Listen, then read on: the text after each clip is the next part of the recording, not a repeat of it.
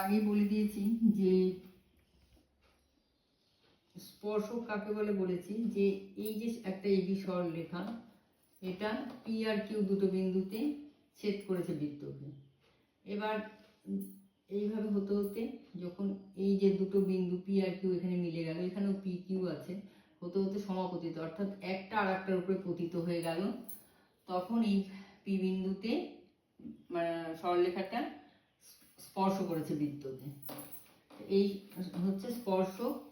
এই সংক্রান্ত প্রথম উপপাদ্য কি বলেছে, যে কোনো বৃত্তের স্পর্শক এবং স্পর্শ বিন্দুগামী ব্যাসার্ধ পরস্পরের উপর লম্ব। স্পর্শক এবং স্পর্শ বিন্দুগামী ব্যাসার্ধ পরস্পরের উপর লম্ব। তাহলে ও কেন্দ্রীয় বৃত্ত,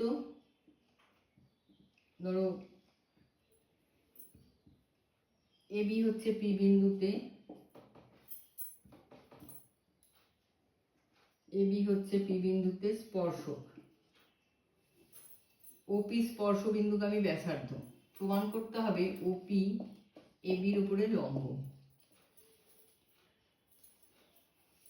কোন বৃত্তের স্পর্শক এবং স্পর্শ বিন্দুগামী ব্যাসার্ধ, এই বিন্দুতে স্পর্শ করেছে, স্পর্শ বিন্দুগামী ব্যাসার্ধ তাই ওপি, স্পর্শক এবং স্পর্শ বিন্দুগামী ব্যাসার্ধ পরস্পরের উপর লম্ব, এটা প্রমাণ করতে হবে।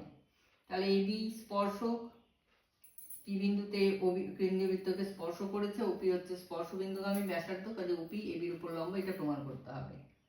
প্রমাণের জন্য আমি এর আগেই বলেছি কিছু জিনিস নিতে হয়। আমরা এবির উপর আর একটা বিন্দু কিউ নিলাম, ও কিউ যোগ করলাম,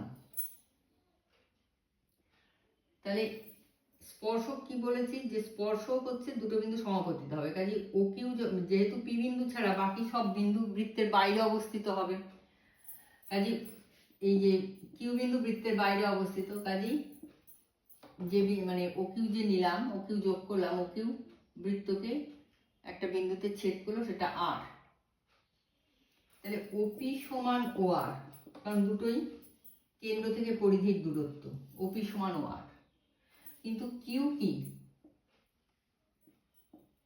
মানে ও কিউ এর মধ্যবর্তী একটা বিন্দু হচ্ছে আর, কাজেই ও কিউ গ্রেটার দেন ও আর, কারণ আরটা হচ্ছে ও কিউ এর মানে মাঝখানের একটা বিন্দু, কাজেই ও কিউ গ্রেটার দেন ও আর।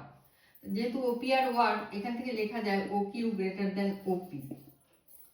তোমরা ক্লাস 8-এ একটা উপপাদ্য পড়েছো, যে মানে কোন সরলরেখার বহিস্থ বিন্দু থেকে যত সরলরেখা টানা যায় লম্বের দূরত্ব তার মধ্যে সবচেয়ে কম। তাহলে এখানে যেহেতু ওপি যে সমস্ত বিন্দু যত বিন্দুই না হোক না কেন, ওপি তার মধ্যে ছোট, কাজে ওপি এবির উপরে লম্ব।